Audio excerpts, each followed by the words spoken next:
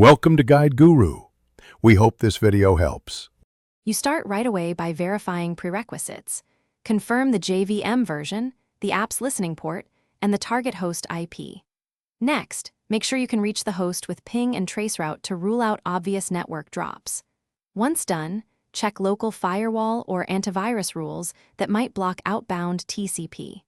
Then open your application logs to capture the exact connect timeout stack trace so you know which host and port failed. Make sure you have admin access for subsequent changes.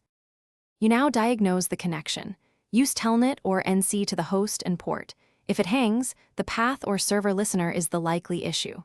On the server, run netstat or SS to confirm the service is bound to the expected interface and port and that no firewall is blocking it. Once you locate the blockage, adjust the client side. Increase connect timeout, verify proxy or NAT rules, and set JVM properties like DSUN. Net. Client. Default connect timeout. Keep notes of each change for rollback.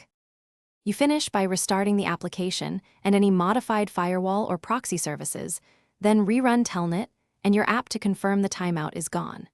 If the error persists, capture a packet trace with TCP dump or Wireshark to see where TCP drops or RSDs occur.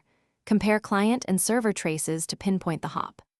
If unclear, try the exact same request from a different network or machine to determine whether the issue is local, network, or server side. This isolation step often reveals. Thanks for watching. Consider subscribing if we helped you today.